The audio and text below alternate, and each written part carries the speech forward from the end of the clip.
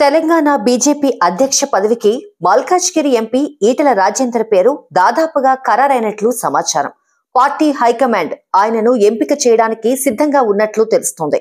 గత కొన్ని రోజులుగా రాష్ట్ర బీజేపీ కొత్త అధ్యక్షుడి ఎంపికపై కసరత్తు కొనసాగుతుంది. ఈ నేపథ్యంలో చివరికి ఏకాభిప్రాయంతో ఈటెల రాజేందర్ వైపే మొగ్గు చూపినట్లు తెలుస్తోంది.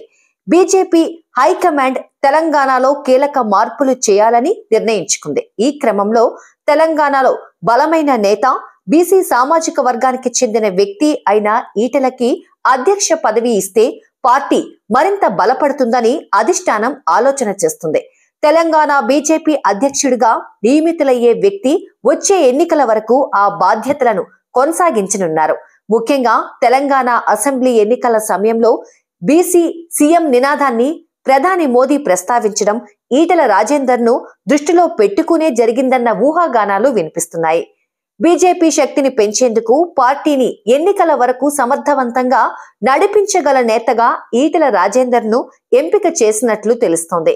కొత్త అధ్యక్షుడిగా ఈటెల బాధ్యతలు స్వీకరిస్తే భవిష్యత్తులో ముఖ్యమంత్రి అభ్యర్థిగా అవకాశాలు ఉన్నాయని బీజేపీ వర్గాలు అంచనా వేస్తున్నాయి.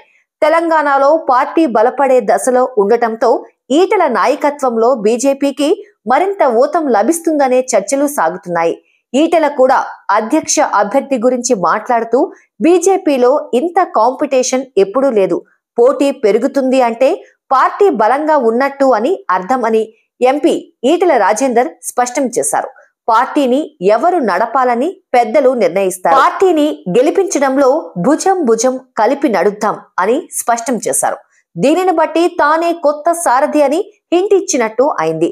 ఉద్యమకారుడు, అన్ని వర్గాలకి ఆమోదయోగ్యుడు, బలమైన బీసీ నేత ఈటెల సారథ్యంలో పార్టీ పటిష్టమవుతుంది అని, వచ్చే ఎన్నికల నాటికి రాష్ట్రంలో కాషాయ జెండా ఎగరడం ఖాయమని ఆ పార్టీ శ్రేణులు ధీమాగా ఉన్నాయి.